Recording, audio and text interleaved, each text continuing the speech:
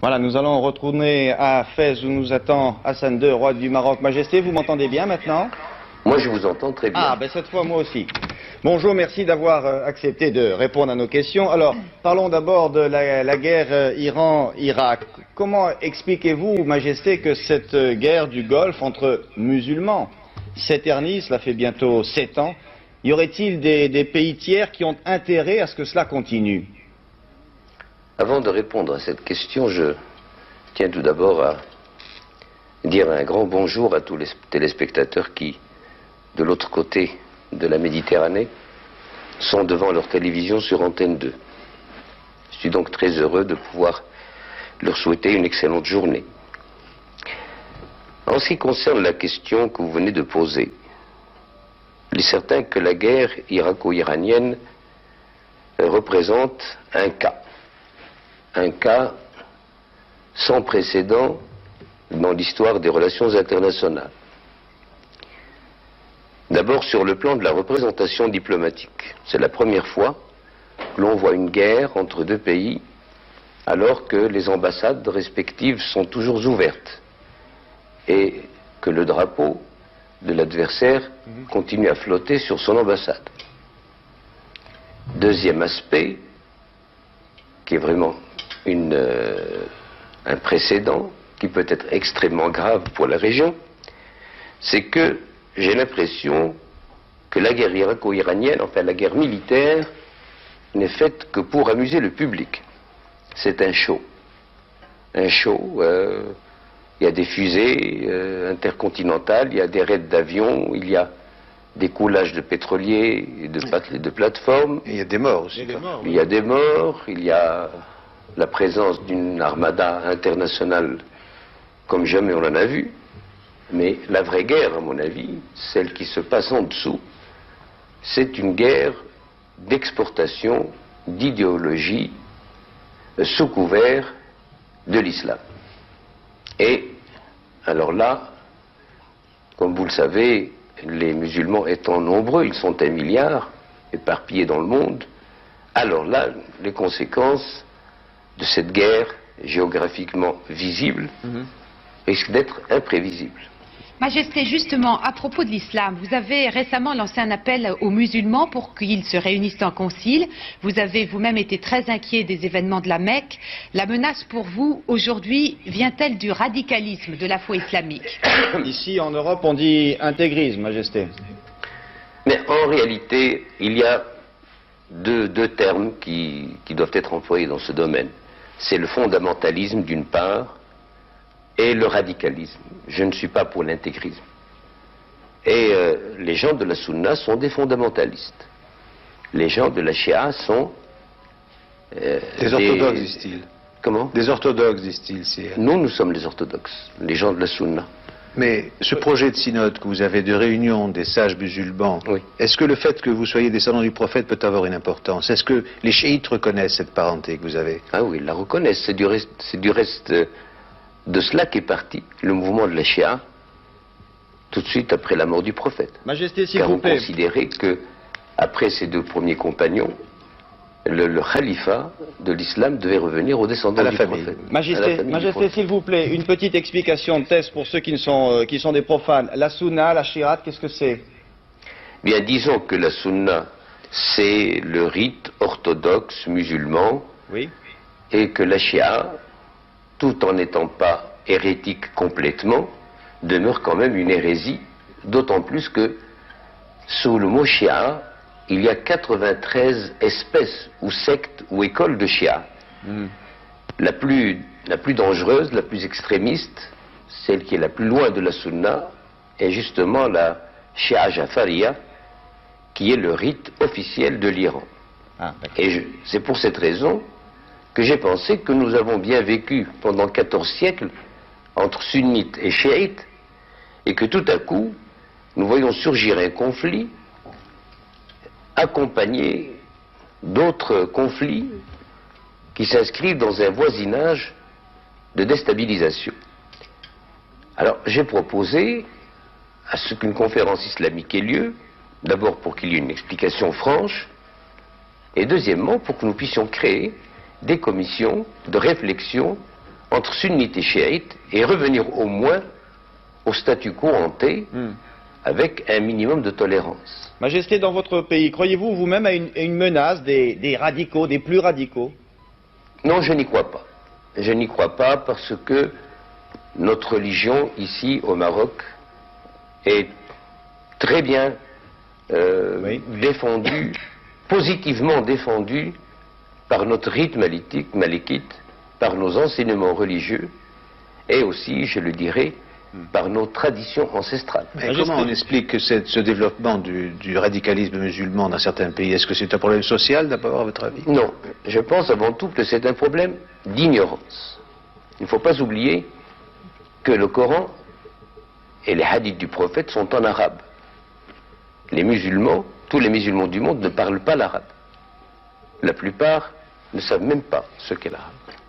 Ils ont donc recours à des théologiens ou à des professeurs pour leur expliquer tel ou tel verset du Coran ou tel hadith du prophète. Et de ce fait, de soi-même, s'est créé une sorte de clergé qui détenait la vérité et qui détient toujours le fait de dire la loi ou d'interpréter la loi. Vous parlez pour les Iraniens? Pas seulement pour les Iraniens, pour les Africains, pour les Asiatiques. Bien, Majesté, dernière question sur ce sujet. Majesté, croyez-vous possible un vrai dialogue avec l'imam Khomeini? Si nous ne sommes pas trop indiscrets, qu'avez-vous l'intention de lui dire si ce concile se réunit? Je ne pense pas personnellement que si ce concile se réunissait, qu'il y assisterait personnellement. Mais s'il y assistait, je lui dirais, écoutez, vous êtes un ayatollah, vous devez donc connaître les fondements de notre religion. Si vous voulez même un tête-à-tête pour qu'il n'y ait pas d'arbitre dans nos conversations et qu'il n'y ait pas l'impression qu'il y a un vainqueur et un vaincu, je suis prêt à vous convaincre de la rectitude de notre attitude et de vous convaincre de certains dépassements que vous avez accomplis dans la vôtre. Majesté, une autre question, et là nous changeons tout à fait de sujet, nous l'avons appris bien dans le courant de la nuit. Dans une résolution votée au Parlement européen, bien le Parlement invite les autorités marocaines, et là je cite le communiqué, à libérer tous les prisonniers politiques et syndicaux et à respecter les conventions internationales sur les droits de l'homme. Qu'en pensez-vous, Majesté? Je pense tout simplement que chaque régime dispose des lois et règlements nécessaires à sa pérennité. Notre régime, comme tous les autres, a décidé de mettre à l'abri ces institutions légalement et démocratiquement et historiquement choisies par le peuple marocain. Pour moi, il n'y a pas de délit politique. Le seul délit politique, c'est lorsqu'on prétend que le Sahara n'est pas marocain. Que les non-marocains puissent le prétendre, de bonne ou de mauvaise foi, ceci m'est complètement égal. Mais allez demander aux Français de la Première Guerre mondiale s'ils pensaient que l'Alsace-Lorraine n'était pas française. Eh bien, c'est la même chose. Je suis là pour défendre l'intégrité territoriale de mon pays. C'est pour cela qu'il y a cette allégeance de la part de mon peuple à mon égard et qu'il y a cette obligation d'un contrat politico-social entre moi et mon peuple, à savoir que je dois défendre les institutions à la tête desquelles se trouve l'intégrité territoriale. Alors à partir du moment où un Marocain me dit que le Sahara n'est pas marocain, il va en prison? Comment? Il va en prison pour ça? Ah, naturellement. C'est un délit d'opinion ou... Ah non. Vous pouvez accepter en France qu'en 68, un Allemand, Cohn-Bendit, traîne le drapeau français sur les Champs-Élysées par terre, suivi en cela par des centaines de milliers d'étudiants. Si les Français l'acceptent, c'est leur affaire. Mais moi, je n'admettrai jamais qu'un étranger, en plus, vienne traîner le drapeau marocain dans une manifestation. Et même si un Marocain le faisait, je considérais qu'il est passible de prison. Bien. Majesté, une autre question. C'est à prendre ou à laisser. Bien, je crois. Majesté, une autre question concernant l'actualité aussi. Oui, Majesté, nous avons appris à Paris cette semaine que la famille Oufkir serait autorisée à émigrer au Canada. Est-ce exact? Et que pensez-vous de cette information et de cette éventuelle décision? Quand on m'a dit qu'on allait me poser la question sur cette affaire, je considère comme un fait divers. Mon commentaire a été que la question n'est pas embarrassante pour moi, elle le serait plutôt pour les Français. Et je vais vous expliquer pourquoi. Une excellente coopération, basée naturellement fondée sur une amitié très solide et une estime réciproque entre mon regretté père, Sa Majesté Mohamed V, que Dieu ait son âme, et le général de Gaulle, que Dieu ait son âme. Et le début de mon règne était parti sur ce substratum d'histoire récente et ancienne où le sang marocain et le sang français s'étaient mêlés pour la libération du monde. Et voilà que cette amitié, cette sérénité entre la France et le Maroc se dégrade pour arriver à la rupture du temps du général de Gaulle, parce que je n'avais pas voulu remettre Oufkir entre les mains de la justice française. On l'a donc condamné par contumace, la presse s'est déchaînée contre lui, on ne l'a plus appelé que tueur, expéditeur d'hommes dans l'au-delà. En France, à ce moment-là. En France, et à ce moment-là, c'était les gaullistes qui étaient au gouvernement, et parmi les gaullistes, il y avait les barons, particulièrement. C'est pour ça que cette question n'est pas embarrassante pour moi. Elle est embarrassante pour la majorité actuellement en France. Pourquoi, au bout de 15 ans, vouloir refaire remonter cette affaire à la surface alors que, ma foi, ce que nous avons à faire avec la famille du défunt est une affaire qui concerne un souverain et une famille qui fait partie de ces sujets. Je pense que nous l'avons et nous allons la régler de la façon la plus normale et la plus conforme à ce que nous considérons comme étant notre morale. Est-ce que vous allez recevoir Mme Oufkir comme elle l'a demandé?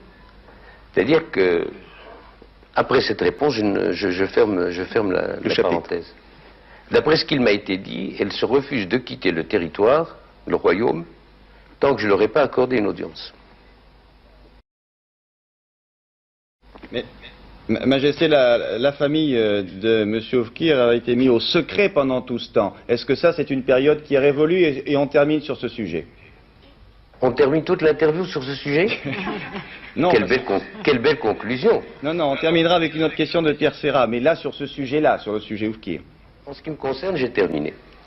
Bien, Pierre. Majesté, je voudrais vous dire, on a parlé au départ de la guerre du Golfe, on va y revenir, on a l'impression que cette guerre qui a été entreprise par l'Irak et que l'Iran ne veut pas finir, n'a pas de solution. On l'a dit tout à l'heure, il y a 3 guerres, il y a la guerre immédiate entre deux pays voisins, et la guerre qui a débordé sur le Golfe, et puis il y a la guerre séculaire entre les Perses et les Arabes. Est-ce que vous pouvez faire quelque chose? Est-ce qu'il y a une solution? Parce que ça menace tout le monde, et les Arabes en particulier. Écoutez, je ne vois pas de solution tant que les grandes puissances adoptent une attitude verbale et publique et font le contraire sous... Vous voulez dire tant qu'on fournit, on soumet des armes aux belligérants. Et en plus de cela, je l'ai entendu plusieurs fois, dans les grandes capitales, nous ne voulons pas que l'Iran gagne, mais nous ne voulons pas non plus que l'Iran perde, que l'Irak perde. Voilà l'axiome de l'actualité, tout au moins chez les Occidentaux. Et chez les Arabes? Comment? Et chez les Arabes? Alors chez les Arabes, comme vous le savez, je n'ai pas à vous expliquer la situation. Nous allons à Amman, un conseil extraordinaire des chefs d'État arabes, et nous allons nous trouver confrontés devant deux choix.